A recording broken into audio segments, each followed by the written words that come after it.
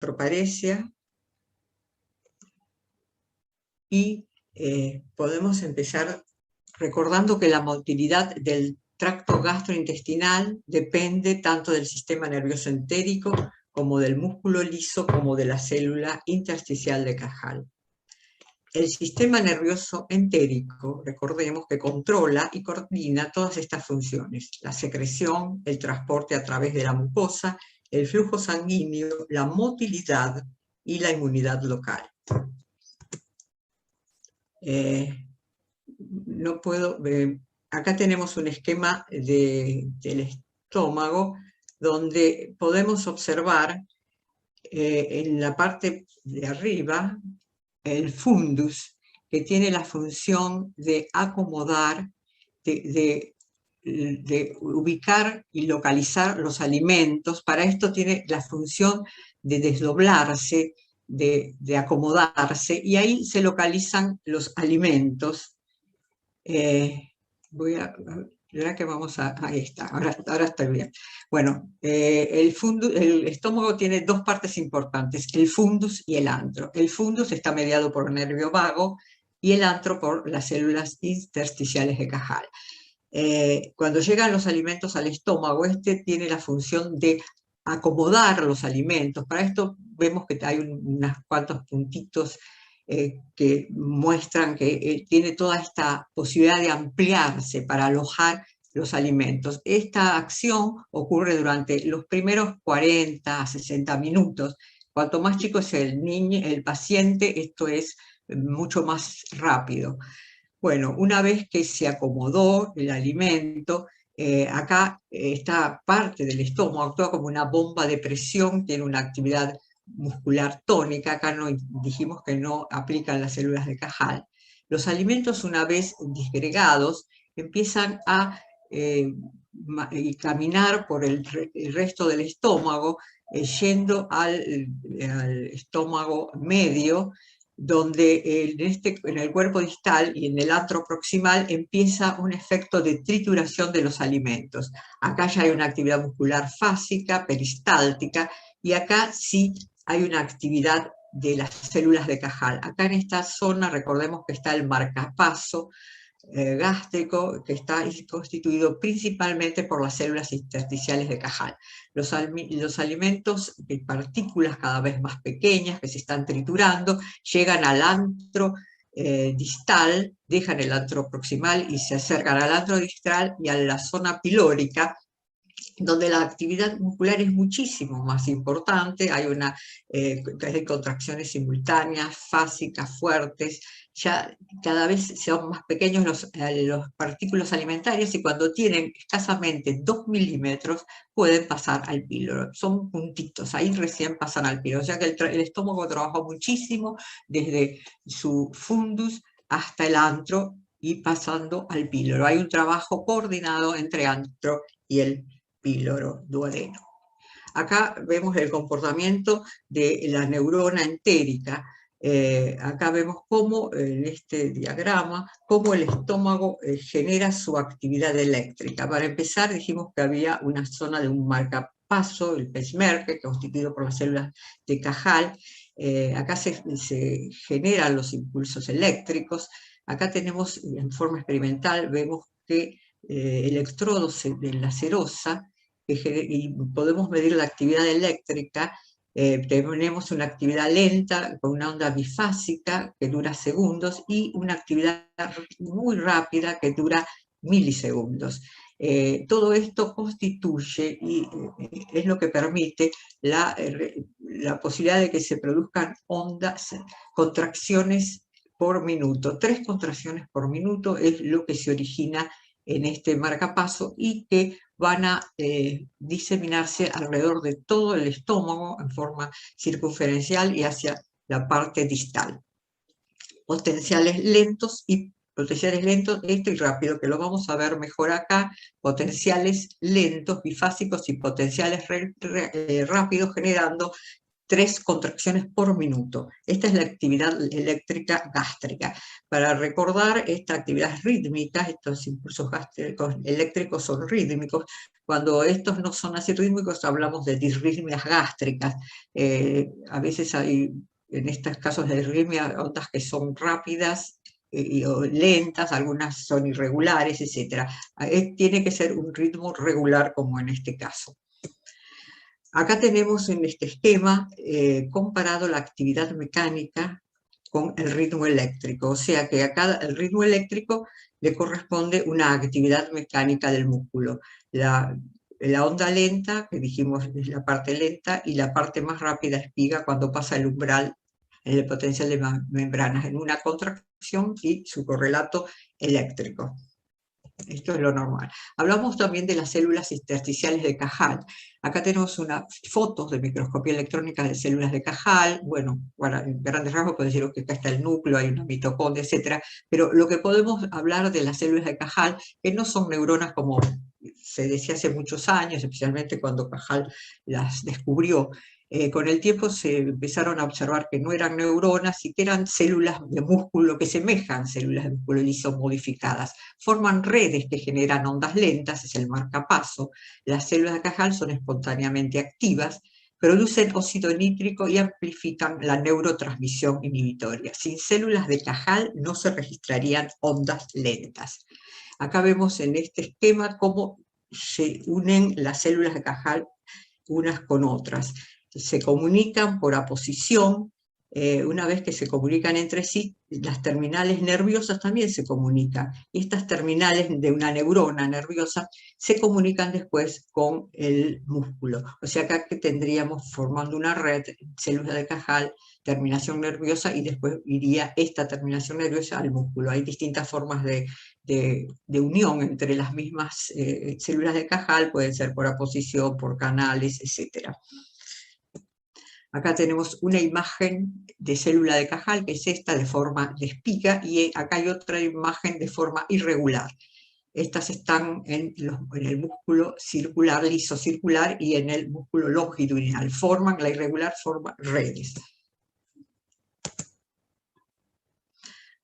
Acá, en esta imagen muy interesante, vemos traducido una imagen del plexo mientérico.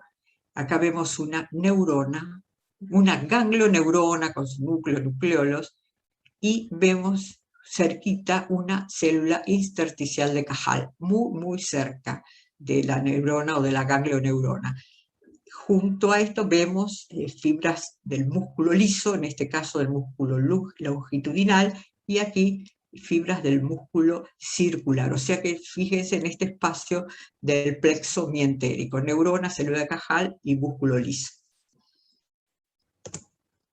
Con respecto al nervio vago, las funciones son muy importantes. En el caso de la motilidad, bueno, en este caso tiene un efecto inhibitorio para el estómago y un efecto excitatorio. El efecto inhibitorio, la importancia del efecto inhibitorio es que ejerce un efecto inhibitorio tónico en el esófago distal y en el estómago, y libera óxido nítrico, que es uno de los más importantes productos de liberación.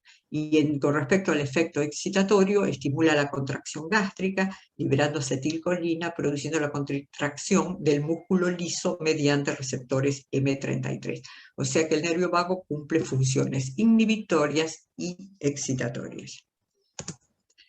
Bueno, hablamos en un principio ya de la fisiología del estómago, cómo funciona y cómo cumple todos los, digamos, los pasos de la motilidad gástrica.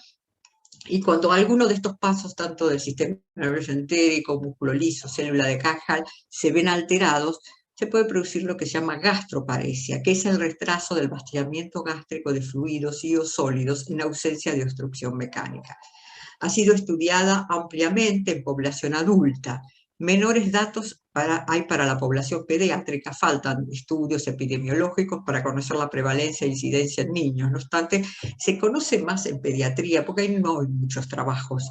series publicadas, sí hay más publicadas en hospitalizaciones, por lo tanto lo que está publicado son formas severas. Faltan entonces datos para la población pediátrica. Pero acá tenemos una comparación que podemos ver entre adultos y niños en distintos aspectos, con respecto a etiología, síntomas y en la presencia en el género. En adultos lo que llama la atención, que en gran parte bueno, puede ser idiopática, postviral, pero mucho llama la atención que hay antecedentes de diabetes. En el 25% de los pacientes adultos pueden tener diabetes. Después el resto predominan náuseas y vómitos, bueno, saciedad precoz, etc. El dolor abdominal también, menos frecuente vamos a ver que en pediatría. Y una relación femenino 4 a masculino de 1. Con respecto a pediatría, también la forma idiopática como en adultos es la más preponderante, pero está registrado que alrededor de un 18% hay antecedentes de virus, o sea que gastroparesia de origen postviral. Medicamentos, postmedicamentos, postcirugía, postenfermedad mitocondrial. Y la diabetes acá ocupa un espacio, dijimos, muy pequeño en relación con adultos. Pero en pediatría hay este dato de comorbilidades, por ejemplo, que son importantes y que se ven con frecuencia, que es, por ejemplo, la parálisis cerebral, enfermedades del sistema nervioso. En la parálisis cerebral sabemos que es frecuente tanto el reflujo severo, la gastroparesia, como todas las alteraciones motoras del tubo digestivo, incluyendo desde ya constipación severa. Bueno, la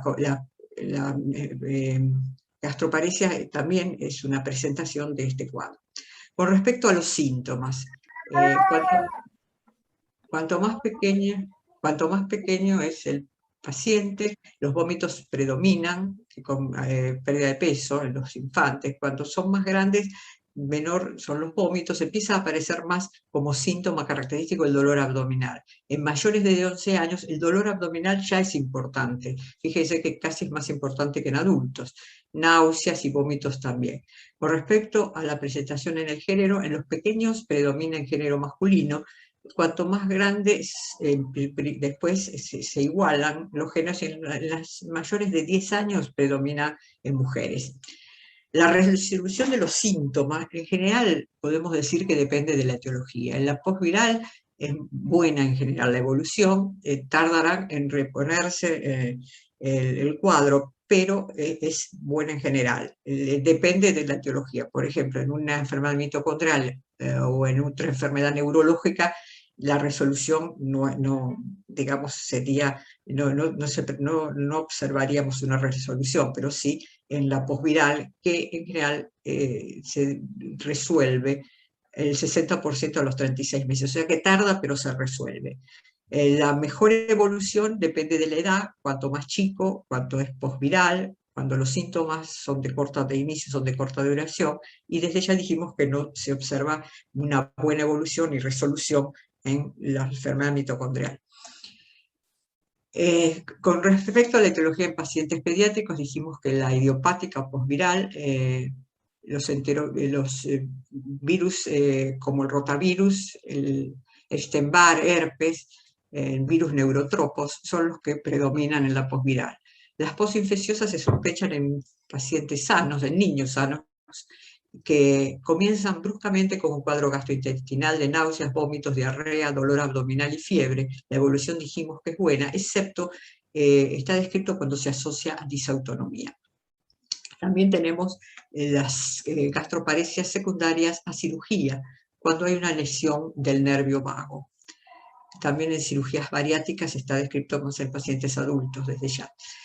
Con respecto a medicamentos, tener en cuenta en el interrogatorio la presencia de analgésicos opioides, anticolinérgicos y antidepresivos. Y la enfermedad mitocondrial es otro de los diagnósticos en pacientes pediátricos. Hablamos de la fisiología, ahora vamos a hablar de la fisiopatología. Con respecto a la fisiopatología, todo lo que dijimos de la relajación fúngica, que era indispensable para la digestión de los alimentos en el estómago, cuando ésta se altera, es uno de los mecanismos fisiopatológicos, como la disminución de la contractibilidad del antro, como la incoordinación del vaciamiento gástrico con contracción duodenal, pobre relajación pilórica, y también en estos últimos años se habla mucho de la dismotilidad del intestino delgado en pacientes con gastroparesia. También podemos acá comentar las alteraciones a nivel de las células de Cajal como un mecanismo fisiopatológico. Entonces la gastroparesia es producida por una disfunción neuromuscular que conduce al retraso del vaciamiento gástrico. Ya hablamos de la neuropatía vagal intrínseca y de Cajal, y esto llamativo es que las enfermedades virales, diabetes o enfermedades miopáticas, por ejemplo, pueden producir una neuropatía intrínseca y extrínseca, que llevaría a este cuadro de gastroparesia. De todo esto, lo importante es la pérdida de expresión de la enzima óxido nítrico sintetasa y también la pérdida de las células intersticiales de Cajal, que son fundamentales ambas en el vaciamiento gástrico adecuado. También se han observado en estos últimos años cambios moleculares y celulares en la gastroparesia. Con respecto a las células de Cajal, se ha observado que las gastroparesias presentan menos número de células tanto en el cuerpo y en el antro. Con los nervios también se ha observado en estudios moleculares alteraciones en el sistema nervioso entérico, alteraciones en las fibras de mielina y no mielina, pérdidas de vesículas sinápticas, engrosamiento de la membrana basal. Con respecto al músculo liso, también se ha observado degeneración, fibrosis, inclusión de eosinófilos. También, esto es muy importante, en estos últimos años se ha visto que hay alteraciones de las células inmunes, disminución, por ejemplo, de la CD206, macrófagos antiinflamatorios, aumento también de macrófagos proinflamatorios. Acá tenemos una imagen de músculo liso longitudinal con incrustación de células, en este caso de linfocitos. Es un músculo, una inflamación del músculo. En este esquema podemos observar en el trazado superior, vemos el trazado de una manometría post-ingesta de antro normal, y en el trazado inferior vemos un cuadro compatible, un registro compatible con hipomotilidad antral. Vean la diferencia entre normal y hipomotilidad, que puede ser compatible en este caso con una gastroparesia.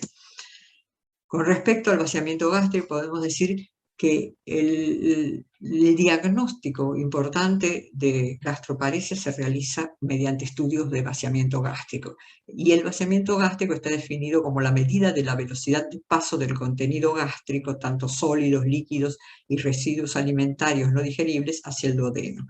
La actividad gástrica, ya dijimos, está regulada por circuitos neurales que controlan la actividad del músculo liso y la célula intersticial de Cajal, que está involucrada en el vaciamiento. Todo esto involucrado en el vaciamiento.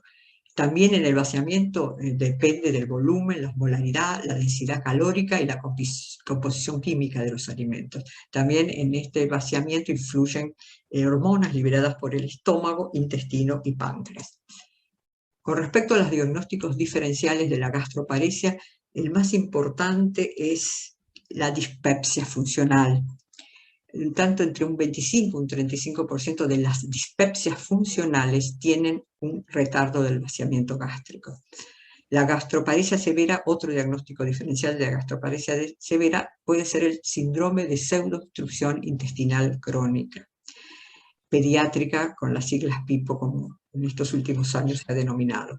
Otros diagnósticos diferenciales importantes pueden ser el síndrome de rumiación, el de vómitos cíclicos, la enfermedad por reflujo gastroesofágico. Uno piensa en la enfermedad por reflujo, que no responde a un tratamiento adecuado, puede estar asociado, puede ser una gastroparesia, y que habría que pensar en este cuadro de gastroparesia. Y ahora vamos a, en esta última parte, hablar de gastroparesia y dispepsia funcional. La gastroparesia, los dos representan los trastornos motores sensitivos, motores y sensitivos más frecuentes del tracto gastrointestinal superior. Hasta hace poco se consideraban entidades diferentes, hay controversias que requieren, por lo tanto, una investigación activa y profunda. Actualmente, sin embargo, se las considera dentro de un mismo espectro amplio, con similitudes y diferencias, síntomas que se superponen en ambas.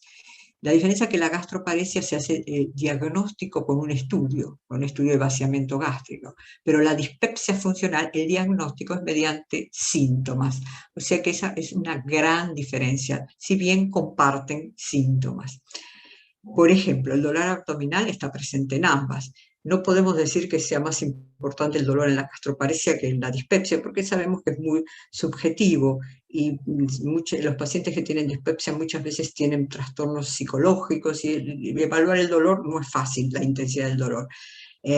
Pero podemos decir que las náuseas están presentes en la gastroparesia en un 77% y en la dispepsia funcional un poco menor, en un 29%. Las dos tienen alteración de la actividad eléctrica y motora. Desde ya mucho más importante, tal vez, en la gastroparesia. La dispepsia funcional, recordemos que de acuerdo a los criterios de Roma IV para dispepsia funcional, estos son nuevos criterios, cambios actuales, con uno solo de los siguientes síntomas, que justamente no requiere que ese síntoma único sea el dolor, se hace el diagnóstico de dispepsia funcional. La plenitud, la saciedad precoz, el dolor epigástrico, el ardor o acidez en epigastrio, desde ya no asociados con la defecación, y estos por lo menos con una evolución de 2 meses y más de 4 episodios por mes. Los dos tipos de dispepsia funcional, a su vez, la dispepsia tiene dos tipos. Uno es el síndrome de distrés postprandial y otro es el síndrome de dolor epigástrico. El síndrome de distrés postprandial es el que se caracteriza como al terminar los alimentos de distensión, saciedad precoz, náuseas y eructos. Acá muy probablemente esté relacionado con el problema de la acomodación del fundus. Por eso el tratamiento con ciprofloxacina es uno de los que tienen bastante éxito en este tipo de pacientes. Y después tenemos el síndrome de dolor epigástrico, que es dolor o ardor en el epigastrio que no se irradia, no es retroesternal, se alivia con ingestión de alimentos o aparece en ayunas. Y para concluir, podemos decir que la gastroparesia se caracteriza por el retraso de la evacuación gástrica en ausencia de obstrucción mecánica o anatómica. Altera la gastroparesia la calidad de vida, sus síntomas destacados son náuseas, vómitos y dolor, sus mecanismos son alteración de la acomodación, anomalías del comportamiento antral y de la coordinación antropíloro-duodenal, y se expresa como un vaciamiento gástrico enlentecido. Su demostración se considera el gold standard para su diagnóstico, o sea que gastroparesia siempre requiere un estudio de vaciamiento gástrico para su diagnóstico. Las bases de su mecanismo íntimo son una disfunción neuromuscular con participación del sistema nervioso entérico, el músculo liso y la célula intersticial de Cajal. Existen diferencias entre pacientes pediátricos y adultos en términos de etiología, género y síntoma. Mejor evolución la veremos en las posvirales, cuanto menor es el paciente, y no, por lo tanto, en enfermedades como mitocondriales, metabólicas, etcétera, que la evolución no es igual buena. Faltan estudios pediátricos y guías de manejo adecuado. La dispepsia funcional podemos decir que es un diagnóstico diferencial destacado. Bueno, muchas gracias. Muchas gracias. Gracias a vos, Amanda. Una charla excelente, muy bueno lo que nos enseñaste de la fisiopatología, también de las células de Cajal y sus mediadores. Bueno, ahora vamos a seguir con la plática del doctor Di Taranto, Andrés Di Taranto. ¿Podés dejar de compartir pantalla, Amanda? Sí, cómo no. Di Taranto, no te estoy dejando, pobre Di Taranto. No. Tu plática está suspendida, Di Taranto. Sí. Quiero iniciar, ahí inicié el video. Gracias, Román Ambassador, gracias a todo el equipo, gracias, Julián. ¿Ya está? ¿Ya puede? No, poné arriba, Amanda, tiene que decir Sí, un cuadrito rojo. sí, sí. No compartir o perfecto. dejar de compartir. Está muy bien. Gracias. Muchas gracias. Gracias a vos.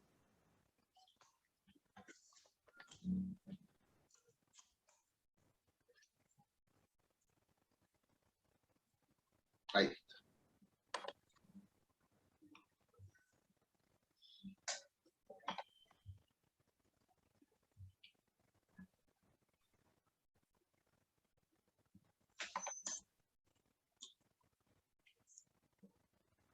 ¿Se ve el mío, chicos? Ahí, ¿se ve, Román? Sí, se ve, Andrés. Perfecto. Gracias. Espera que no sé ponerle F5, tengo problemas. Qué lindo este computador. Ahí está, lo logré. Ah, y el video. Ahí está. Bueno, ahora sí creo que estamos, si me dan el ok. Nuevamente gracias Román, Julián, a todo el equipo que me han invitado por segunda vez para una charla. Me toca después de Amanda, dentro del aspecto de gastroparesia, a ver si se...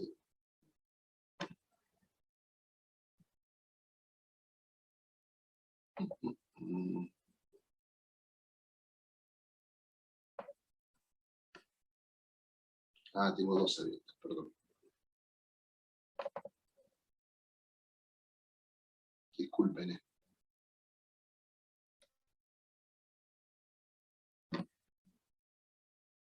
Esto es porque escucho. Tal como decía la doctora Varela, los estudios complementarios tienden a buscar justamente y a cuantificar cuál es la medición del vaciamiento gástrico, en este caso, por supuesto, en población adulta. Hay varias formas de medirlo. El tránsito gastroduodenal se puede hacer mediante centellografía, mediante la medicina nuclear, con test de aire expirado, se puede hacer con técnica de Smart Pill. Esto directamente mide el vaciamiento. Hay otras formas también que no usamos, sinceramente, como la actividad mioeléctrica. Antes se usaba la electrogastrografía o medición eléctrica de la cámara gástrica.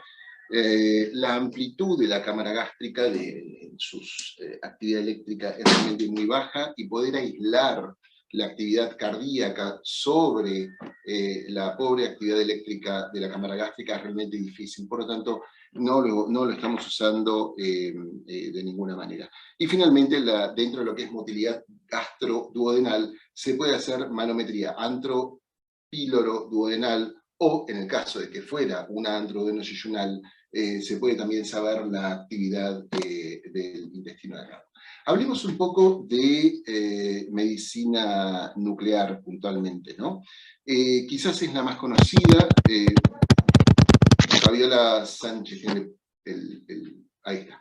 Es la más conocida. El vaciamiento gástrico, como dijo la doctora Amanda Varela, es a través de la gamma cámara por centellografía. Es un método que utiliza radiación, radioactividad.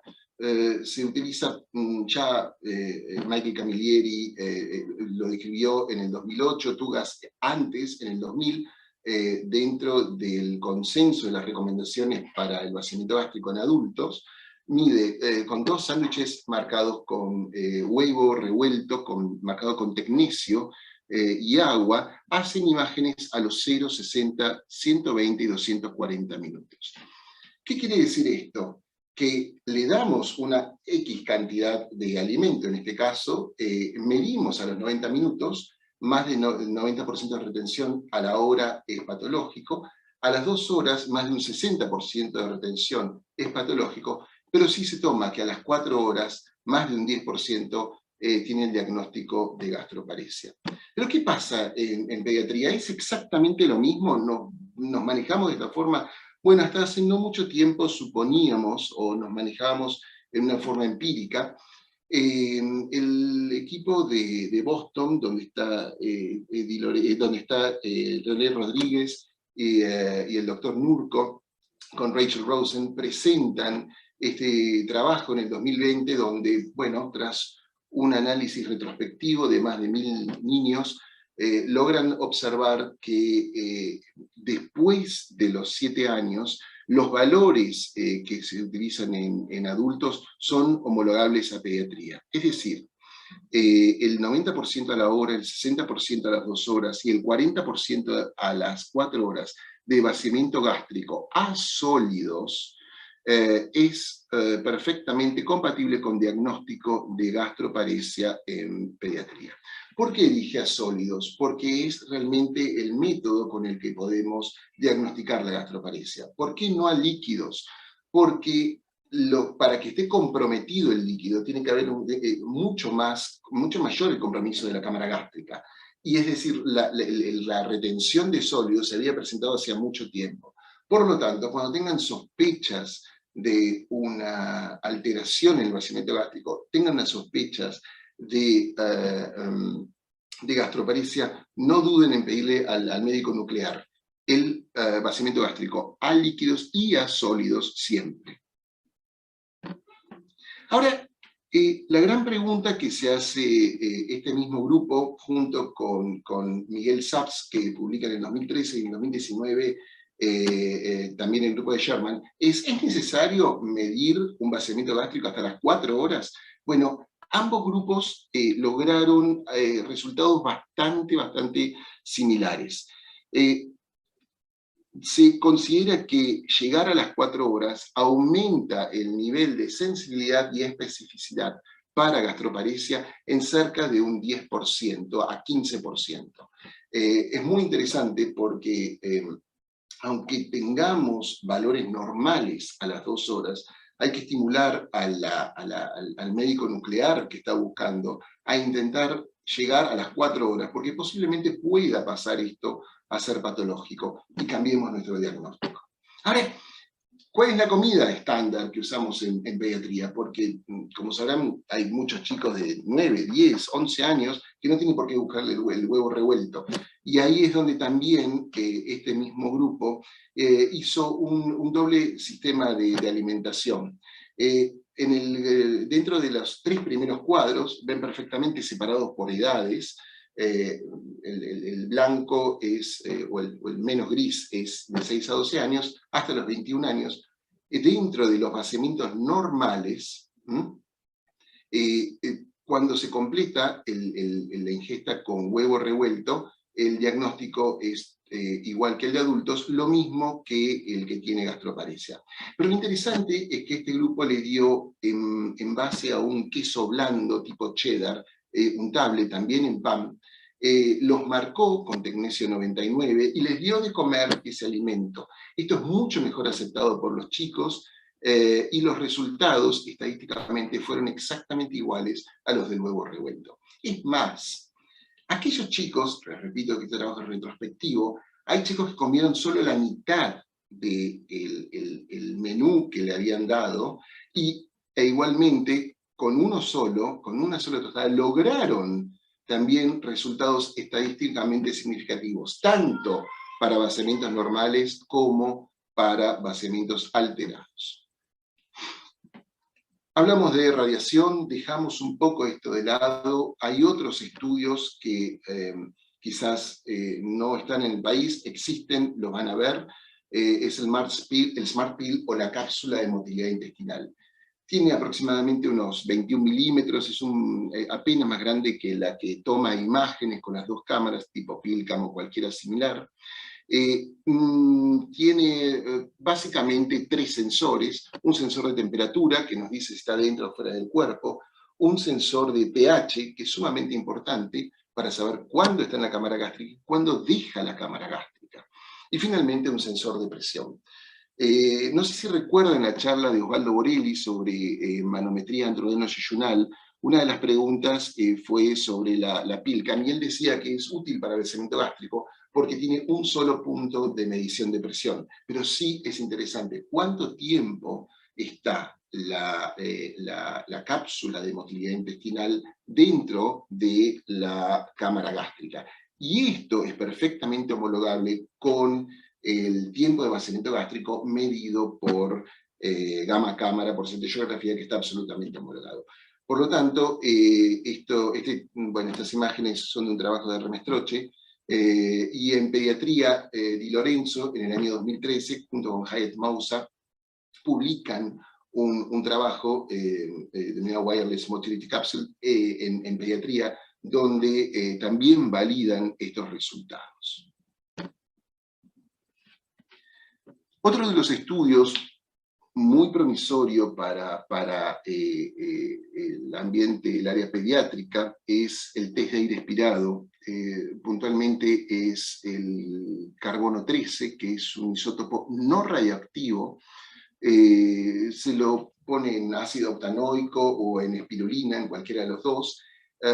Hay muchos trabajos de adultos, hay varios trabajos pediátricos, pero uno solo es realmente quien logra, en Vandenplas en 2016, colocándolo en panqueques, tiene muy buena aceptación por los chicos. El problema es que, primero, los costos, al igual que el Smart Pill, son elevados en el país. No hay aún ácido octanoico disponible. Gracias, Silvia. Y lo más interesante es que tenemos que estar seguros de lo que estamos buscando, o sea, una gastroparesia. ¿Qué es lo que depende? Si nosotros vamos a darle de comer un alimento marcado con carbono 13, que se va a absorber en el intestino, va a hacer su metabolización hepática, va a ser exhalado por pulmón, tenemos que tener un tránsito intestinal, o sea, posterior al píloro, que esté conservado. Por supuesto, la absorción debe estar conservado. El metabolismo hepático también, y por supuesto no debe haber patología respiratoria. Si ese es el paciente que no cumple esas condiciones, realmente el octanoico es de muy buena tolerancia. Lo marca Carlo Di Lorenzo en un artículo muy reciente del 2020, donde marca estos 3 estudios. El vaciamiento gástrico, donde dice que está ampliamente aceptado en todas partes del mundo. El problema es que es radiación, por supuesto, y la homologación a pediatría, que es la que hizo el grupo de Boston. El test de aire expirado es excelente, lo que pasa es que es caro, la disponibilidad es muy limitada, en Argentina no hay, y por supuesto es fácil de hacer, no tiene que estar en nivel en un hospital de tercer nivel o donde haya médicos nucleares, es mucho más simple de hacer. Y finalmente la cápsula de motilidad. Ahora, ¿son estos todos los métodos que tenemos para medir vaciamiento gástrico? Van a leer ecografía también. La ecografía tiene como fin solo en niños más pequeños, funciona con líquidos, y el objetivo es darle un líquido al niño en una etapa basal, donde vemos la cámara gástrica contraída, luego se le da el líquido y se ve cuánto tiempo tarda en reducirse ese tamaño.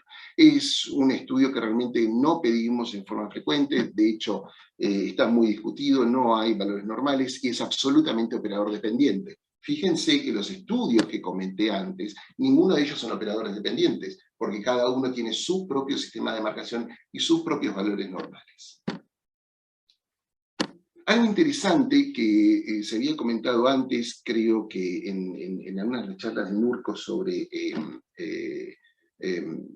tecnología, es la manometría antrodenojejunal, o técnicamente acá lo que estaríamos midiendo es la coordinación antro-píloro-duodenal. Esto es una paciente de adultos que hicimos con Claudia y Amanda ya hace un tiempo.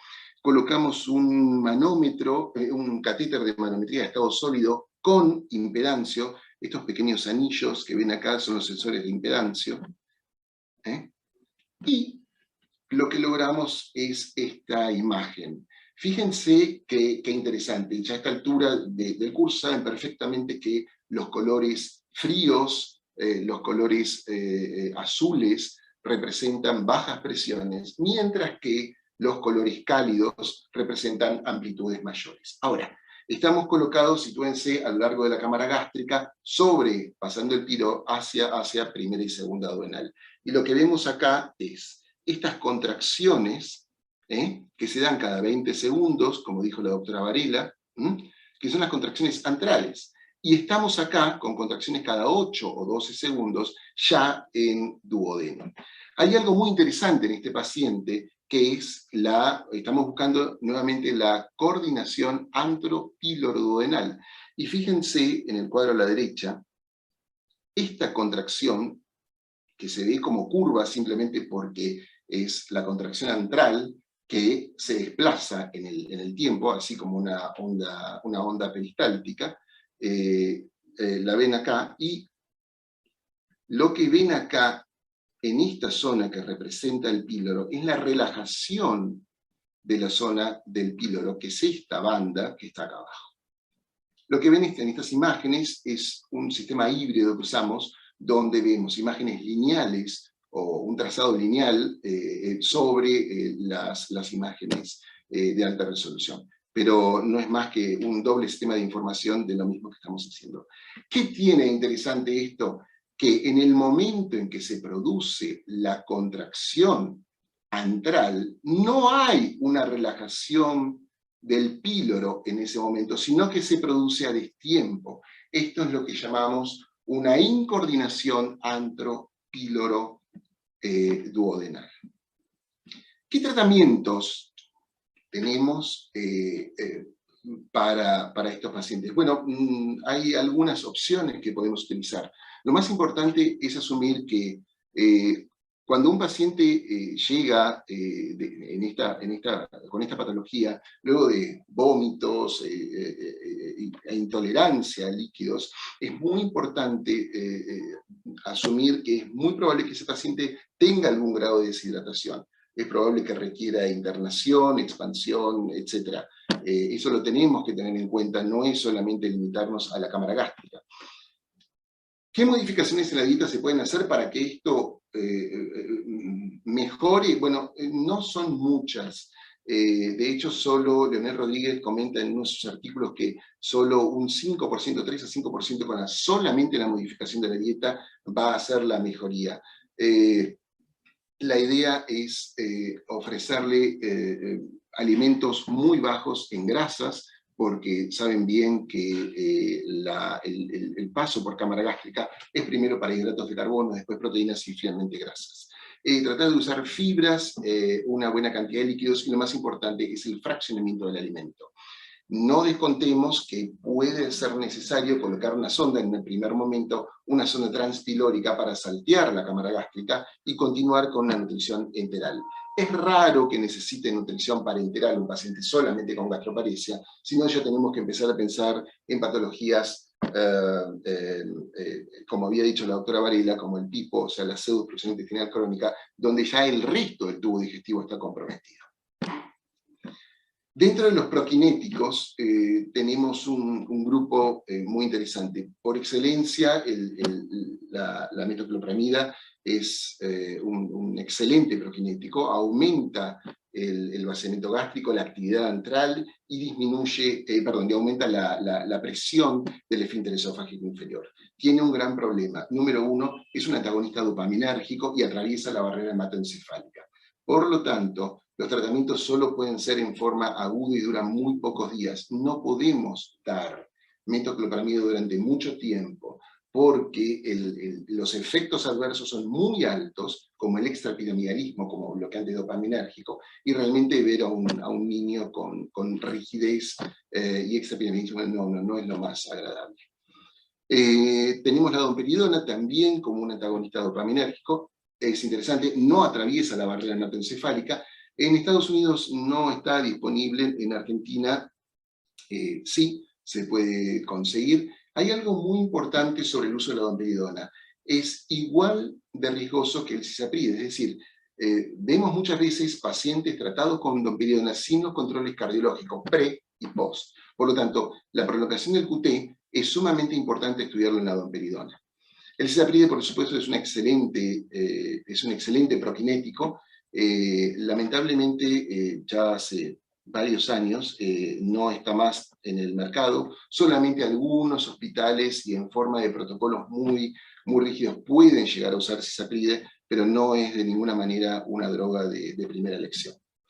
Sí, los macrólidos, los antibióticos macrólidos, tienen otra forma de actuar. La eritromicina, así como la citromicina, es un motilina-like, o sea, funciona como motilina y aumenta las contracciones centrales. Cuando hacemos manometría endovenoyuyunal, usamos goteo de eritromicina endovenoso para ver las contracciones antrales, producirlas directamente bajo endovenoso. La presentación endovenosa de la eritromicina, lamentablemente ya hace un tiempo, por lo menos en Argentina, y hasta donde entiendo Chile y Uruguay, no las tienen. Sí está la forma oral, sí se puede usar, y los efectos adversos son extremadamente bajos, es de muy buena tolerancia. El problema es la absorción errática que tiene, por eso para trabajos de investigación como el endovenoyunal por vía oral no se puede usar, pero sí para el tratamiento de la gastroparesia es excelente. El problema, por supuesto, de la eritromicina es la tatifilaxia. Normalmente se pueden rotar los tratamientos entre tratamientos antibióticos hasta los 2 meses y luego algún prokinético, para que no se produzca esa tolerancia. Habiendo fracasado estos pasos y todo este camino, la toxina botulínica surge como una posibilidad sobre el píloro. Son aproximadamente de 6 a 10 unidades por kilo, no sobrepasando los 100 unidades, y se coloca por vía endoscópica bajo la aplicación con la inyección. Ahora,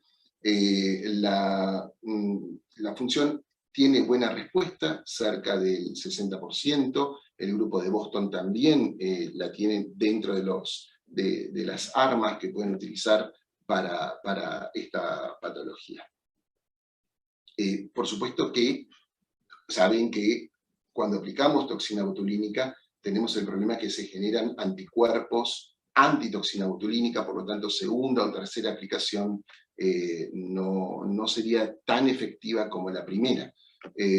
La posibilidad de generar fibrosis es mucho más baja, de hecho el píloro es un músculo mucho más importante, por lo tanto en el momento de la calasia, por ejemplo, cuando aplicamos el esfínter esofágico inferior, la toxina botulínica sí produce una fibrosis bastante complicada para hacer un POEM posteriormente, pero para hacer un G-POEM no es tan complicado la aplicación de la toxina. Finalmente, la estimulación eléctrica gástrica, el famoso marcapaso gástrico, no es un tratamiento propio de la gastroparesia en lo que respecta a la actividad antral. La colocación de electroestimuladores en la zona de la curvatura mayor, donde la doctora Varela comenta que está el pacemaker, el marcapaso de la cámara gástrica, podría disminuir la posibilidad de náusea en pacientes con mucho reflejo nauseoso. Pero no piensen que un estimulador gástrico va a aumentar la actividad antral y va a disminuir el tono del píloro, porque eso no es lo que sucede. Principalmente es para náusea. No quería dejar de comentarles lo que es la tecnología, algo así como el presente en adultos y un futuro inmediato en pediatría. Esta ilustración es un catéter que representa lo que es la tecnología EndoFlip y ESOFlip. Es muy interesante, dado que bueno, la zona esta gris oscura representa el esfínter, en este caso podríamos hablar del píloro. La colocación de un catéter muy parecido a lo que es el catéter de impedanciometría, tiene una gran cantidad de sensores de impedancio, y por supuesto un balón, que es el que ven acá graficados alrededor, cuando aparezca el cursor ahí. Este balón es el que se instila con una X cantidad de una sustancia que tiene una carga iónica conocida. Algo así como, algo parecido a una solución fisiológica, no es lo mismo, pero que se coloca a este nivel. Por lo tanto, tiene un sensor de presión, tiene un sensor, sabemos el volumen que le dimos, y a partir de una serie de cálculos matemáticos se puede sacar lo que se llama planimetría o cross-section area. Es decir, se obtiene esta imagen que ven acá, que es, a la izquierda, habla del área de corte de sección transversal que tiene un esfínter con disminución de la distensibilidad, acá, en este área, en lo que es como un reloj de arena, en la zona más dividida. Y luego de la terapéutica, sea POEM, sea G-POEM, se puede llegar a medir de nuevo, y ven a la derecha el post-quirúrgico, donde ese músculo está con mayor distensibilidad, por lo tanto el paso es mejor del alimento. Este es uno de los primeros trabajos publicados en la Universidad de Zúrich, en Suiza, ahora actual 2021, sobre ESO-FLIP. Fíjense en el píloro, en la imagen A. Fíjense, esto es en adultos, repito. En la imagen B se coloca el sensor de ESO-FLIP. Ahí ven los anillos a lo largo del catéter, y ese balón que está lleno de la solución cargada bueno, algo similar a solución fisiológica. Podemos medir perfectamente la distensibilidad del píloro en los puntos C y D. No es más que el endoscopio colocado en el receptáculo del líquido, que está viendo directamente cómo se distiende. Es decir, no solo es diagnóstico, sino es terapéutico, en este caso, sobre el píloro. Finalmente se desinsufla, se retira, y esto es el control en la imagen F, es un control endoscópico de la dilatación que recién se hizo. Esto se hace todo en forma, bajo anestesia, en una forma endoscópica controlada. Bueno, muchas gracias.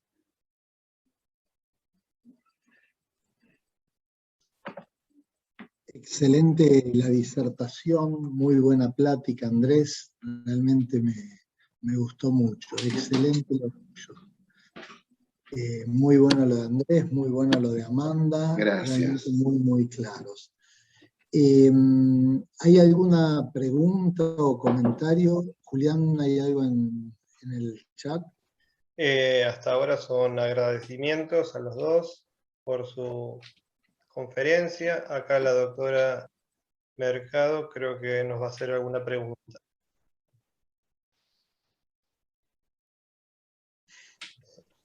Muy bueno, muy claro los dos. Estuvo bueno el abordaje, ¿no? Por un lado de Amanda desde lo que es lo clínico, y después otra parte de la gastroparesia, de cómo se estudia metodológicamente este tipo de pacientes.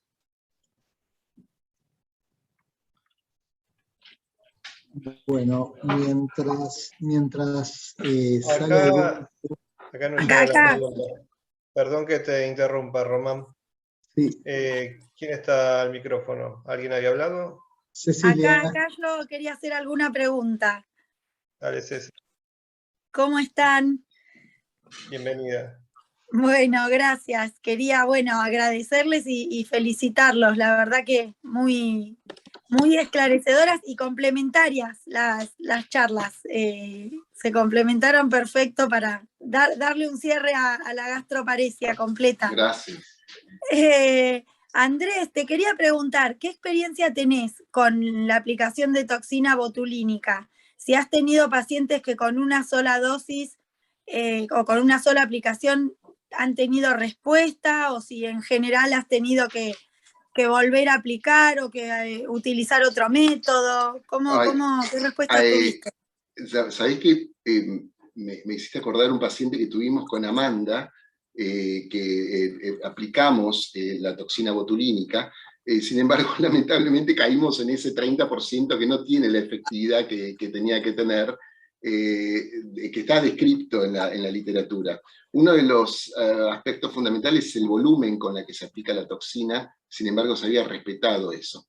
Era un paciente más complejo, posiblemente un trastorno motor asociado, así que bueno, no. Sin embargo, normalmente cuando se aplica toxina botulínica tanto en esfínter, esofágico inferior, como en antro, por lo general tiene buena respuesta. Pero me acordé de este particularmente para responderte. No siempre sale bien. Bueno, gracias. Acá nos llega una pregunta de la doctora Mercado y nos pregunta ¿qué utilidad tiene la seriada gastroduodenal para estudiar el vaciamiento gástrico? No sé si... ¿Empiezo yo, Amanda? ¿Querés? Recuerden que el tránsito esofágico con seriada gastroduodenal es uno de los estudios de primer abordaje cuando tenemos este tipo de paciente. La imagen es anatómica. Lo que estamos evaluando es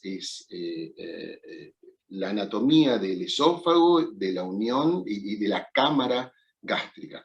Sin embargo, recuerden que es líquido, por lo tanto, si tiene buen vaciamiento gástrico, un tránsito o una seriada gastroduodenal, no significa que no haya una gastroparesia. Podremos ver una cámara gástrica aumentada de tamaño, nos va a dar valores más anatómicos, pero no tiene que ser de ninguna manera, lo comenté algo con respecto al centello, que son los sólidos los que buscan ese diagnóstico.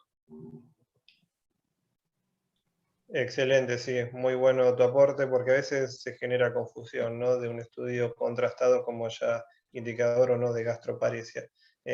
Pero puedes valorar los líquidos, como bien dijiste, y los sólidos quedan afuera. Acá nos pregunta el doctor Patricio... Creo que Amanda quería... Desmuteate, Amanda. A ver. Creo que si bien se puede utilizar, se ha utilizado, y cuando no hay otro procedimiento a lo mejor se utiliza, no es el gol estándar. El gol estándar son los que comentó Andrés, el test de vaciamiento gástrico adecuado. Si bien se puede hacer, no es un gol estándar y puede plantear dudas. Y como dijo Andrés, se puede medir más lo que hay que medir son los sólidos, puede medir los líquidos, que no, la gastroparesia se mide por los sólidos. Muy bien. Otra cosa. Sí, Andrés, en cuanto a otros antibióticos que nombraste que podríamos relacionar, ir cambiando de antibióticos por un periodo más o menos corto de tiempo. Dentro de los macrólidos, ¿puede usarse la claritromicina más allá del eritro? Sí, mira, los últimos artículos la eritro siempre estuvo como motilina-like, la clarito también, sin embargo la citro por alguna causa tenía también muy buena efectividad. Algo interesante, hay un trabajo, ahora no me acuerdo si es de Di Lorenzo, que habla del amoxiclavulánico como prokinético. Ahora, cuidado con el amoxiclavulánico, no se sabe exactamente cuál de los dos componentes, porque no existe el clavulánico solo per se en el mercado, sino que viene en asociación con amoxi.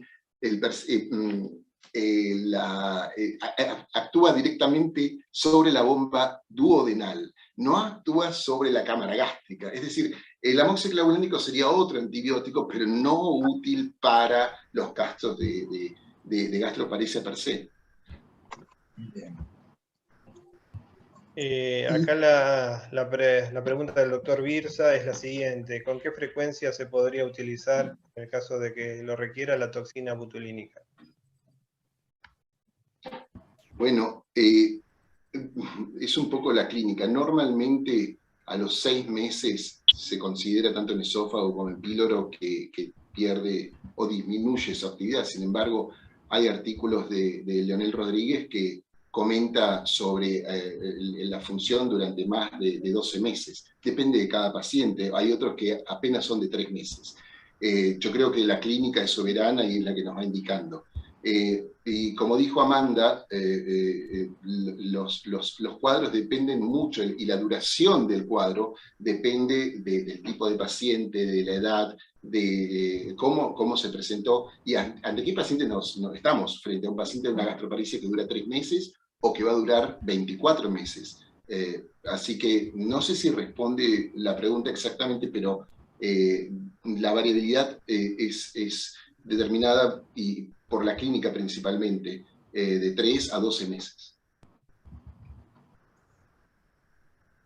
Muy bien. Yo le quería preguntar a los dos, como decía la doctora Amanda, uno recibe al paciente con dispepsia, con náuseas, con vómitos, distensión y dolor abdominal. Ensaya inicialmente un tratamiento farmacológico, si piensa que es un trastorno de la acomodación, la ciproheptadina, si no un prokinético.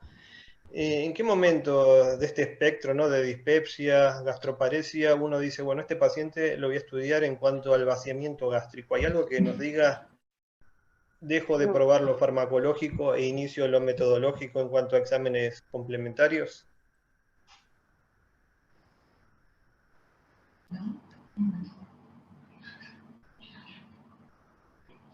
Tenés que desmutearte, Amanda.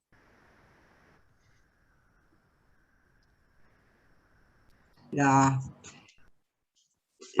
gastroparesia como la dispepsia comparten los síntomas y no podemos saber a cuál de las dos se refiere. Si bien en el amplio espectro la gastroparesia tiene, digamos, ocupa los síntomas más definidos, la dispepsia también y puede confundir. El dolor no señala cuál de las dos puede ser.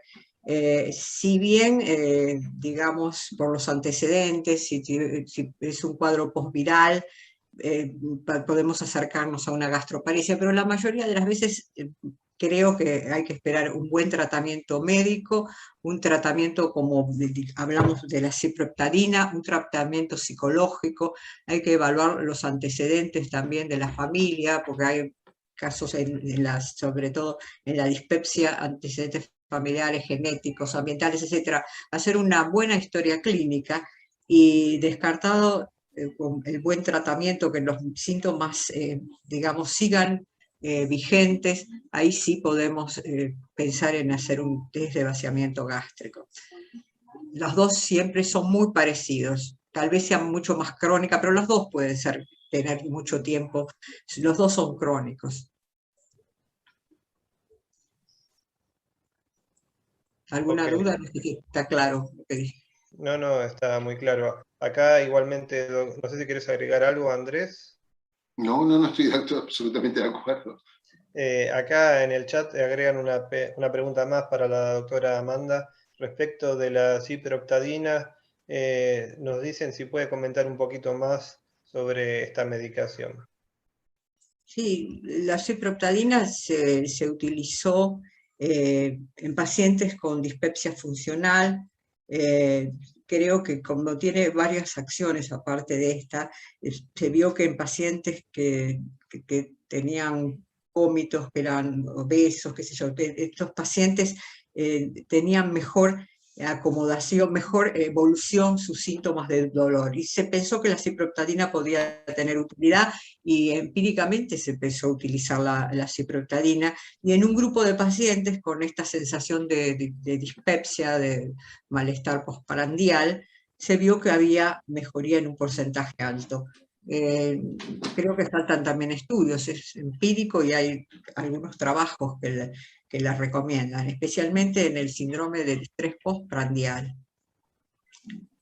Acordemos, ¿no?, que la dispepsia no es una enfermedad, es un trastorno funcional, donde hay muchas cosas en juego. La acomodación puede ser una de las alteraciones, pero no es solamente la alteración, sino otros trastornos funcionales, la hiperalgesia visceral, el trastorno psicológico, familiares, genéticos, es todo un compendio de cosas. Creo que estas dos entidades, la dispepsia y la gastroparesia, si bien tienen síntomas en común, más allá creo que falta saber qué hay más allá de ambas, ¿no? Excelente, doctora. Acá hay una pregunta en el chat respecto de la cinitaprida. Especulo que es como prokinético, no sé qué Sí, piensan al respecto. No está la cinitaprida dentro de los prokinéticos recomendados para el vaciamiento gástrico. A veces se puede usar en reflujo, está indicado para el aumento del tono del esfínter esofágico inferior. no es la droga propia para este tipo de tratamiento. Posiblemente esto lentezca más el éxito. Igualmente son patologías, como dijo Amanda, crónicas, de larga data. Bueno, cuando llegan a un laboratorio de motilidad, como es en la Fundación Favaloro, como es en el Hospital Posadas, en La Plata, generalmente estos pacientes han pasado por varios médicos, varias consultas, y posiblemente estas drogas ya hayan sido probadas. Muy bien, muy claro. Gracias, Andrés. En general, quería comentar que la ciprooptadina en los pacientes que ha tenido más éxito, tiene más de un 50% de éxito en los pacientes que tienen gastroparesia, donde más responde es habitualmente en aquellos que tienen vómitos. El paciente que empieza con vómitos suele ser el que más responda a la ciprooptadina. Con respecto a la primera pregunta, sí, te quería comentar, sí, porque se sabe que la ciprooptadina actúa a nivel del fundus, mejora el desdoblamiento, la relajación fúngica, y por eso mejora en los pacientes que tienen vómitos precoces. En los que tienen vómitos tardíos después de comer no actuaría tanto, sí en los que tienen vómitos precoces. Y avisar siempre que como efecto adverso es el aumento de peso, ¿no? Claro, sí. Amanda, cuando en un paciente que uno está siguiendo por una enfermedad por reflujo gastroesofágico, Sí. ¿qué te hace pensar en algún momento que puede tratarse de una gastroparesia? ¿Cuándo lo estudiarías como tal? Bueno, primero, si el paciente tiene una enfermedad por reflujo que no remite, no responde al tratamiento, los vómitos son importantes, no solamente postprandiales, sino más que en todo momento, uno puede pensar que puede tratarse de una gastroparesia. Y también pensar, digamos, los antecedentes del paciente. Si son enfermos neurológicos y tienen reflujo, sabemos que se puede asociar con gastroparesia, no solamente las parálisis cerebrales, sino otras enfermedades neurológicas, las enfermedades mitocondriales, etc. Y en general las enfermedades neurológicas se asocian a ambos. Y en los que no tienen antecedentes, en aquellos que no respondan al tratamiento bien instituido para el reflujo. Perfecto. Acá nos llega otra pregunta al chat. Bueno, se agradece primero, es el doctor Luis Villa, y pregunta si hay alguna experiencia con electroestimulación en los pacientes con gastroparesia. No, acá en Argentina no hay aplicación de electroestimulador, ningún centro está colocándolo. Generalmente uno escucha que son muy pocos pacientes contados que viajan al exterior, puntualmente a Estados Unidos, pero acá no se coloca el electroestimulador. Amanda, no sé si estás de acuerdo. No, creo que hubo un intento en algún momento de un grupo de cirujanos que tenían interés, pero no sé si realmente se llevó a cabo.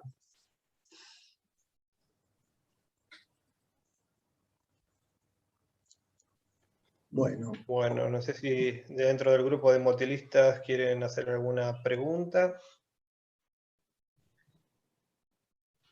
Algo breve, primero agradecer obviamente la charla, hermosa las dos, muy interesante. Quería, el tema de sonda nasoyeyunal, sonda nasogástrica, gastrostomía, yeyunostomía y metronidazol, estos 5 preguntitas en una. ¿Es común que tengamos que llegar a esta situación, usar el metronidazol para la dibacteriosis? ¿Es dentro de un combo de esta situación? ¿O es que en cada caso habría que ser útil? O sea, digo, por ejemplo, las sondas o la gastroyeyuno, ¿es habitual que lleguemos a esta necesidad? Creo, Gabriel, depende de cada paciente, ¿no es cierto? No sé si la habitualidad depende de cada paciente y lo que requiera. Y no sé si te estás refiriendo puntualmente a gastroparesia o ya estamos dentro de una pseudoobstrucción donde necesite ostomías o las ostomías sean para venteo, para descompresión y para gastrosayuno. Algo interesante que comenta este muchacho Leonel Rodríguez es que también está el aspecto de nutrición parenteral, no tiene que ser enteral, que por supuesto la idea es tratar de hacerlo en el menor tiempo posible con el objetivo de no aumentar la complejidad del paciente. Sí, me refería a la gastrostomía, en la gastroparesis. Un ayuno, por ejemplo. Entiendo de que, por ejemplo, una gastroparesia postviral es transitoria, pero a veces el tema es cuánto tiempo esperar y si el paciente lo va a terminar necesitando. Sí, es una pregunta retórica en realidad, no. Era un comentario y pregunta. Por una gastroparesia postviral puede estar un año tranquilamente con la gastroparesia. Lo que sí se sabe es que cuando es postviral, en un tiempo, ya sea corto o en general más bien largo, responden, y en algún momento solo responde y empieza a funcionar el estómago nuevamente. Y un poco evocando lo que decía Gabriel, con respecto a los pacientes que tienen una gastroparesia severa, Sati Rao en algún momento había dicho que muchos de estos pacientes son constipados y especula que hay un trastorno de dismotilidad generalizado. ¿Ustedes han encontrado en estos pacientes con gastroparesia severa otro tipo de alteraciones asociadas frecuentemente que podrían decir, bueno, acá hay algo de dismotilidad, pero ya de todo el tubo? Sí, claro. Sí, ¿puedo comentar? Lo tengo. A ver. Sí, doctora, la escuchamos. Sí, ¿me escuchás? Mirá, recordamos que sí, y que la pseudoobstrucción es una alteración del neuromuscular que se asocia a la gastroparesia. Puede ser diagnóstico diferencial, la gastroparesia estar dentro del mismo cuadro de pseudoobstrucción. Recordamos haber visto algún paciente que empezó con gastroparesia y en la evolución al año terminó teniendo se hizo el diagnóstico de pseudoobstrucción.